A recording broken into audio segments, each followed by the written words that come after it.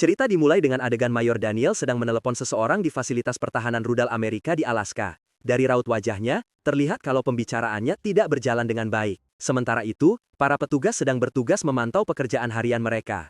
Mayor Daniel masuk dan menempati kursinya, pembicaraan yang tidak berjalan baik membuat moodnya jelek. Dia lalu memarahi bawahannya karena makan ketika jam kerja. Your workstation is covered in grease and chips and shit. Pada saat yang sama, Olivia sedang bermain dengan anaknya. Suaminya masuk dan mengingatkannya soal waktu. Anak mereka sedang demam tinggi, namun Olivia harus berangkat kerja. Anak mereka memberikan mainan kesayangannya kepada Olivia untuk disimpan hari itu. Olivia adalah seorang perwira senior di ruang situasi di Gedung Putih. Ia bergegas ke kantor, melewati pemeriksaan rutin, membeli sarapan pagi, dan mengunci ponselnya di tempat khusus. Usual? Yeah, thanks. Dia lalu menggantikan shift rekan kerjanya. Seperti biasa, hari ini tugasnya adalah memantau kondisi keamanan di seluruh Amerika. Right, morning everyone. We'll push this in 2 hours. Kembali di benteng pertahanan rudal, para tentara melihat peringatan dari Samudra Pasifik. SPX-1 detects a ballistic launch. Copy that. Sebuah peluncuran rudal balistik terdeteksi. Mereka mengonfirmasinya dengan ruang situasi Gedung Putih. Olivia melihatnya juga dari ruang situasi. Dia langsung berinisiatif mengadakan video konferensi dengan pihak yang berkepentingan. Laksamana Mark Miller masuk dan bertanya ada apa. Olivia berkata, ini adalah ketiga kalinya sebuah rudal ICBM melintas di Pasifik. Mark pergi, seraya bergirau meminta mereka memberitahu dia jika dunia akan kiamat. Daniel meminta bawahannya untuk menginformasikan sumber asal rudal tersebut, tapi mereka mengatakan bahwa asalnya tidak diketahui, yang tentu saja mengejutkan mereka semua. Ternyata, masih ada yang bisa lolos dari radar pengawasan Amerika. Video konferensi segera diatur bersama semua orang yang berkepentingan di bidang ini, termasuk para jenderal dan menteri pertahanan. We detected an ICBM over the Pacific. We expect splashdown somewhere in the Sea of Japan. Di pusat pertahanan, Sersan Mary melihat perubahan drastis pada ketinggian rudal. Awalnya, mereka mengira rudal ini walau mengejutkan, tapi tidak membahayakan Amerika. Tapi, ternyata ketika sampai di titik suborbital, rudal itu akan lalu mengarah ke bumi. Tujuannya adalah suatu tempat di tanah Amerika dengan kecepatan 6 km per detik. Informasi ini dikirim ke ruang situasi, dan dengan segera membuat semua orang menjadi tegang. Do we have an update? 19 minutes to impact. William, rekan kerja Olivia, menanyakan apa yang harus mereka lakukan sekarang. Olivia lalu memintanya untuk menghubungi Presiden dan Menteri Pertahanan Reed Baker. Add SecDef and POTUS to the call. Diperkirakan rudal akan mencapai sasaran dalam waktu 19 menit. Benteng pertahanan udara bersiap meluncurkan rudal interceptor untuk menghancurkan rudal itu. Level waspada naik menjadi peringatan kuning level 2. Yes, sir, confirmed. Holy shit. Beberapa staf bahkan belum pernah melihat peringatan itu sebelumnya. Para staf di ruang situasi ketakutan, tetapi Laksamana Mark mencoba menenangkan mereka. Everyone, relax. Ia berpikir mungkin itu ulah miliarder yang meluncurkan satelit dan lupa mengurus dokumen yang benar. Sementara itu, laporan masuk mengatakan kalau China dan Rusia sudah tahu masalah rudal ini dan sedang dalam posisi waspada. SIGINT indicates Moscow is aware of the launch. William mengatakan bahwa presiden belum bisa dihubungi untuk saat ini, tetapi mereka telah terhubung dengan Menteri Pertahanan Reed Baker. Mereka juga menghubungi Menteri Luar Negeri dari berbagai negara untuk memahami situasinya. Dari layar, terlihat trayektori dari rudal tersebut yang akan menghantam sebuah tempat di pesisir timur Amerika. Tersisa sekitar 16 menit sebelum benturan, dan benteng pertahanan telah membuka silo peluncuran mereka untuk mengirim rudal interceptor. Reed berbicara tentang kemungkinan memindahkan orang ke tempat aman. Dari data perhitungan sementara, kemungkinan besar rudal akan menghantam Cleveland, Chicago, dan kota-kota di sekitarnya. Rudal interceptor diluncurkan, hasil akan terlihat beberapa menit sesudahnya. Semua orang menunggu dengan berharap rudal ini bisa mengatasi bahaya yang sedang menuju mereka. Sementara itu, beberapa anggota keamanan tiba untuk mengawal Mark ke pusat operasi darurat. Just you. Those are the names I have on the cogwheel. This is ridiculous. Adalah protokol untuk membawa orang-orang penting ke dalam tempat khusus ketika negara dalam bahaya. Sebelum dia pergi, Olivia menenangkannya, berkata kalau belum tentu rudal ini nyata, mengingatkannya bahwa Soviet pernah salah mengira burung terbang sebagai rudal. Olivia lalu memimpin di ruang situasi sepeninggal Mark. Di sisi lain, suami Olivia sedang berada di dokter bersama anak mereka. Olivia terus meneleponnya, tetapi tidak diangkat. Sorry. If the doctor. Mereka sekarang akan melihat status dua rudal interceptor itu. Ternyata salah satunya gagal, namun untungnya yang satu lagi masih menuju sasaran. William mulai panik, tetapi Olivia tetap positif, mengatakan semuanya akan berakhir dalam sekejap. Interceptor kedua akan segera mencapai rudal itu. Mereka melakukan hitungan mundur dan begitu bersinggungan, semua orang terdiam, menunggu hasilnya.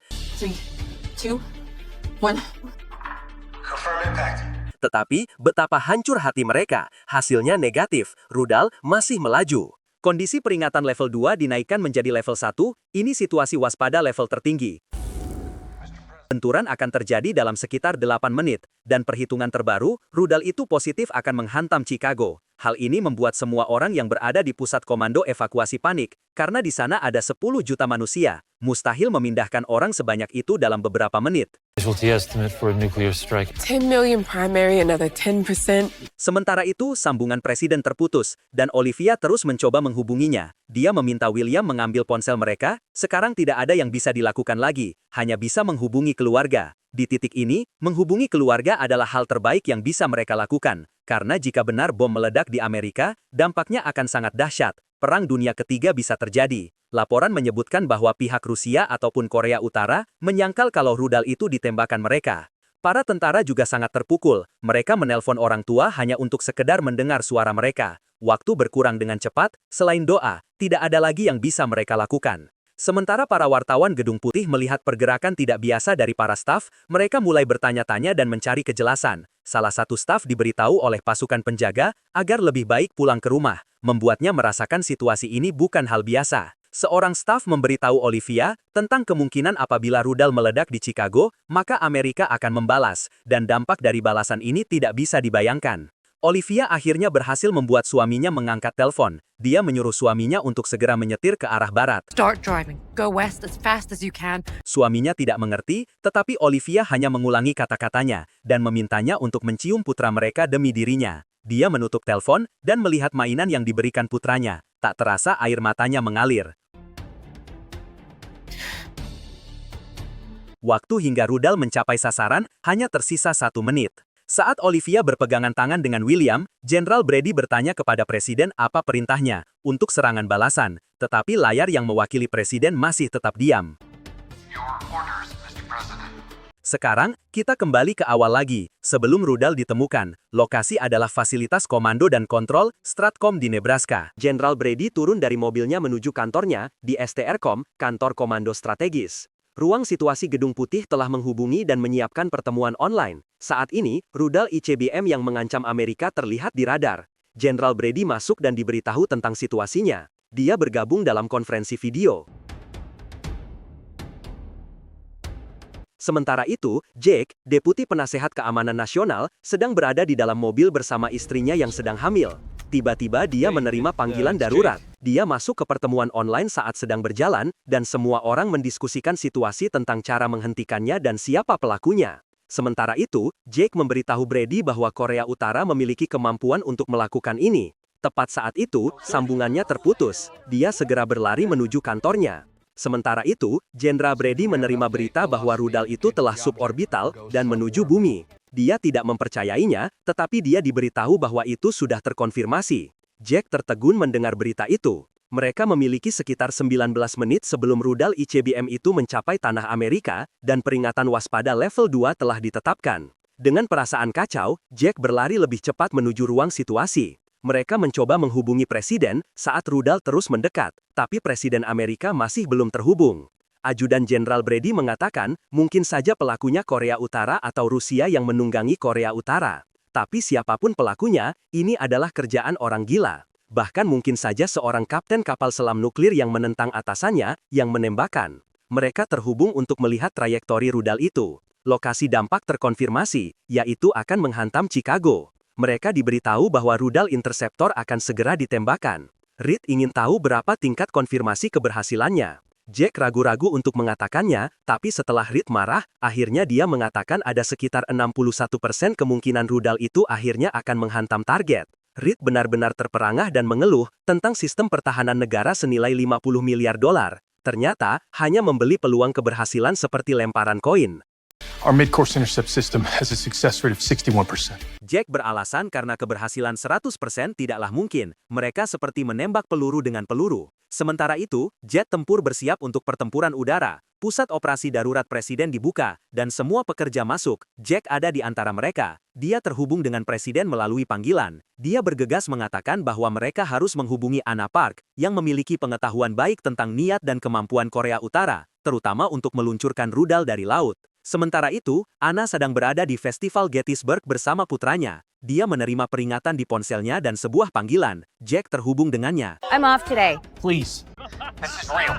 Anna menjawab dia tidak bisa memastikan 100%, tetapi Korea Utara mampu meluncurkan rudal berbasis laut. Para eksekutif bertanya mengapa Korut melakukan ini. Anna menjawab, ini dikarenakan rezim Korea Utara yang sekarang, prioritas utamanya adalah melestarikan rezimnya sendiri. Mereka melepaskan rudal itu untuk mengancam Amerika, berikan bantuan dan mereka akan berhenti menembakkan rudal. Ini semacam ancaman. Korea Utara tidak takut pembalasan Amerika Serikat, karena mereka memiliki sistem komando yang bersifat menyebar, tidak terpusat. Brady bertanya apakah ada kemungkinan rudal itu ditembakkan Rusia. Anna menjawab bahwa Rusia juga mungkin, karena mereka akhir-akhir ini sangat agresif dengan kapal selam nuklir mereka. Dia bertanya di mana peluncuran dimulai. Mereka mengatakan satelit tidak dapat mendeteksinya, dan Anna benar-benar terkejut mendengarnya. Jack mengatakan, jika satelit meleset mendeteksinya di awal, itu berarti sistem pertahanan mereka telah gagal. Brady menanggapi bahwa itu berarti ini ada kemungkinan sistem pertahanan Amerika telah disusupi. Serangan yang lebih terkoordinasi mungkin saja akan segera terjadi.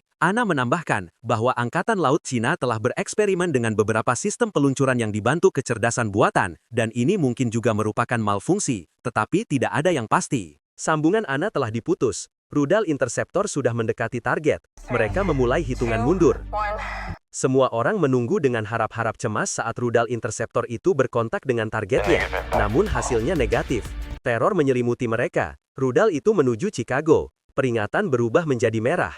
Laksamana Mark ditanya apa rencana selanjutnya, tetapi dia menjawab tidak ada rencana lagi. Mereka tidak punya cara lagi untuk menyelamatkan Chicago. Di pusat komando, protokol mengharuskan untuk mengeluarkan buku hitam. Presiden akan diminta untuk memilih antara 3 set serangan berbeda, yang harus mereka balas untuk mencegah serangan lebih lanjut yang masuk. Sementara itu, musuh-musuh Amerika di seluruh dunia, seperti Iran, Rusia, China, Pakistan, Korea Utara dan yang lainnya mulai bergerak. Mereka bersiap-siap apabila Amerika akan membalas, walau belum diketahui siapa yang akan menjadi targetnya nanti. Presiden tentu saja bingung, menghendaki mereka agar melambatkan pergerakan, dan Jack sebagai Deputi Penasehat Keamanan Nasional juga mendukungnya. Tetapi Brady mengatakan bahwa memperlambat tindakan bukanlah pilihan bagi mereka. Dia menambahkan bahwa dalam waktu sekitar 8 menit, mereka akan kehilangan kota Chicago. Banyak negara telah menaikkan status waspada mereka. Mereka tidak tahu seberapa banyak lagi serangan yang akan datang. Jadi, jika mereka tidak mengambil langkah menekan musuh-musuh mereka, mereka mengambil resiko konsekuensi yang lebih mengerikan. Brady berkata, jika mereka tidak melawan, maka, apabila musuh-musuh mereka ketakutan balasan Amerika dan duluan melepaskan ratusan rudal antar benua, saat itu Amerika sudah dipastikan kalah. Logika Brady adalah, menyerang duluan, hancurkan pangkalan udara, komando militer, dan fasilitas penting musuh, numpung mereka masih belum bergerak. Presiden menjawab bahwa ini adalah kegilaan, namun Brady berkata bahwa inilah kenyataan. This is insanity. This is reality. Mark telah terhubung dengan Menteri Luar Negeri Rusia. Mark memutuskan Jack yang harus menerimanya. Mark mendengarkan bersamanya. Menteri Rusia mengatakan bahwa mereka tidak tahu siapa yang melakukannya. Which we had nothing to do with. Dia lebih lanjut memperingatkan bahwa ini tidak boleh menjadi alasan bagi Amerika untuk menyerang balik mereka. Jack juga meminta agar kapal selam nuklir Rusia segera naik ke permukaan, agar bisa dideteksi sebagai tanda niat baik. Namun sang menteri berkata, itu mungkin akal bulus Amerika agar bisa menghancurkan kapal selam mereka. Jack memintanya untuk mengkonfirmasi bahwa itu bukan perbuatan mereka, dan Rusia tidak akan menyerang balik. Menteri itu menjaminnya, tetapi meminta konfirmasi Jack agar tidak menyerang balik juga. Baru setelah itu mereka tidak akan menyerang sebagai pembalasan. Jack kelepasan berkata bahwa istrinya sedang hamil 6 bulan, suara terdengar depresi. Dengan segenap hatinya, dia meminta sang menteri untuk percaya padanya. Akhirnya sang menteri memutuskan untuk melapor kepada Presiden Rusia terlebih dahulu. Jack memberitahu mereka tentang percakapan dengan pihak Rusia yang menyangkal kalau ini adalah perbuatan mereka. Dia mengatakan bahwa dia mempercayai mereka, namun tidak ada yang pasti. Sekarang, Presiden dihadapkan pada pilihan sulit karena rudal hampir mencapai kota. Jack menyimpulkannya dalam satu kalimat, pilihan bagi Presiden adalah antara bunuh diri karena men-trigger Perang Dunia III, atau menyerah, pasrah melihat salah satu kota Amerika lenyap dari peta. Then I'm telling you your choices are surrender or suicide. Sang Presiden menjawab bahwa dia butuh 1 menit, sementara waktu menunjukkan sisa 2 menit hingga rudal menghantam Chicago. Jack bertanya kepada Mark apa selanjutnya. Mark memintanya untuk menyiagakan Korps Insinyur Angkatan Darat yang mungkin diperlukan untuk menggali mereka jika Gedung Putih terkena serangan. Sementara itu, pesawat pembom nuklir, silo rudal ICBM, dan kapal selam nuklir Amerika telah bersiaga penuh. Semua orang sangat tegang saat Presiden membacakan kode konfirmasi untuk menggunakan buku hitam. 111. Command authority confirmed. Ketika kode telah dikonfirmasi, berarti Amerika sudah mengambil posisi serang, walaupun sang presiden belum memberi keputusannya, tapi kemungkinan keputusan manapun yang diambil adalah bencana besar bagi dunia ini. Brady menanyakan kepada sang presiden, apa perintahnya? Orders, Mr. President. Perspektif sekarang beralih ke presiden. Letnan Komandan Robert Reeves sedang menunggu untuk bertemu dengannya bersama buku hitam. Menteri Pertahanan Reed sedang di lapangan golf menghabiskan liburannya. Presiden berbicara dengan istrinya yang berada di Afrika. Dia hendak berangkat ke sebuah acara pertandingan basket wanita di Liberty Arena ketika para staf di ruang situasi mendapatkan info tentang rudal itu. Jump shot girls basketball camp. Jump shot. Reed mencapai kantornya dan masuk ke dalam konferensi online dengan staf ruang situasi dan komando militer. This is Secretary Baker. Medium, Chicago, Indianapolis. My daughter lives in Chicago. Presiden tidak dapat dihubungi saat tiba di stadion. Dia melewati para wartawan dan memasuki tempat itu, bersalaman dengan hadirin. Dia memasuki lapangan dan bermain sebentar dengan gadis-gadis di sana. Sementara itu, pemberitahuan darurat diberikan, dan mereka bergegas membawa Presiden pergi. Dia dimasukkan ke dalam mobil saat Robert memberitahunya bahwa negara sedang diserang. Dia tertegun. Dan Reed baru saja mendengar bahwa hanya ada peluang 61% target terkena. Dia memanggil asistennya untuk segera menemukan pangkalan terdekat di Chicago, menyelamatkan keluarganya. Presiden terhubung ke panggilan dan bertanya apa yang sedang terjadi, tetapi tidak ada yang benar-benar tahu. Dia frustrasi. Kemudian mereka terhubung dengan Anna Park yang memberitahu mereka tentang motif Korea Utara. Miss Park, this is the President. Mereka telah meluncurkan rudal balasan untuk menghancurkannya yang sedikit menenangkan Presiden, tetapi ini adalah momen yang menegangkan. Rudal interceptor mencapai target. Reed menatap foto putrinya. Akhirnya, tembakan intercept itu gagal. Reed serta Presiden terdiam, lalu status pertahanan ditingkatkan jadi level 1, level tertinggi. Robert sekarang mengeluarkan buku hitam, dan Presiden bertanya buku apa itu yang dia keluarkan. Robert memberitahunya tentang opsi serangan balasan yang diberikan buku itu. Pada titik ini, menyerang musuh dianggap penting untuk mengamankan keselamatan Amerika. Robert mencoba menjelaskan buku itu yang dibagi menjadi 3 kategori, hijau, kuning, dan merah. Presiden sama sekali tidak tertarik mendengarnya. More concerning than a goddamn nuclear launch. Reed menelpon putrinya yang tidak mau berbicara dengannya. Putrinya mengatakan bahwa terapisnya memintanya untuk duduk dan berbicara dengan Reed tentang komplikasi hubungan mereka, dan dia akan melakukannya suatu hari nanti. Reed mendengar suara seorang pria, dan putrinya menjawab bahwa dia sudah berkencan dengannya untuk sementara waktu. Reed senang mendengarnya dan bertanya, apakah itu serius? Putrinya menjawab ya, dan berkata Reed bertingkah aneh. Reed menutup telepon dengan mengatakan dia mencintainya. Asistennya datang untuk memberitahunya bahwa mereka harus pergi. Presiden bingung di antara pilihan-pilihan itu, dan mengatakan bahwa itu adalah kegilaan. Namun, Brady mengingatkannya bahwa ini adalah kenyataan. This is insanity. This is reality. Presiden bertanya nama Robert, dan dia menjawabnya. Dia bertanya apakah Robert punya keluarga. Got a family. A wife, sir. Presiden mencapai pangkalan udara, di mana dia dibawa ke helikopter. Robert segera bergabung dengannya di helikopter. Dia terus menjelaskan buku hitam. Presiden bertanya-tanya, bagaimana menyerang balik akan membawa kepastian bahwa mereka tidak akan diserang lagi. Presiden memintanya memberikan pendapat. Robert mengisyaratkan bahwa opsi merah adalah yang terbaik. B-2 Squadron forward deployed. This option calls for a dozen Minutemen as well. Presiden berpikir untuk tidak melakukan apa-apa untuk saat ini. Robert menjawab bahwa mereka bisa melakukan itu, berharap siapapun yang menyerang tidak akan menyerang lagi, tetapi tidak ada kepastian. Sang presiden menganalogikan bahwa dengan semua nuklir ini, hidup manusia seperti tinggal di sebuah rumah penuh dengan dinamit, tapi manusia tetap saja tinggal di situ. It's like we all built a house filled with dynamite, but we kept on living in it. Reed sedang dievakuasi, dia dibawa ke helikopter, tetapi dia hanya berjalan terus dan melompat dari atap gedung. Jack memberitahu presiden tentang negosiasi Rusia. Dia menyarankan agar mereka tidak meluncurkan serangan terhadap siapapun saat ini. Dia bertanya apakah ada kesepakatan penuh, tetapi jawabannya kurang lebih tidak pasti.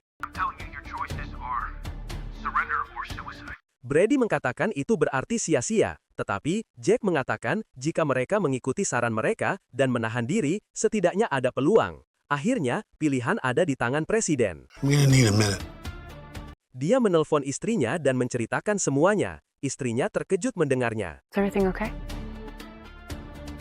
Did you say nuclear?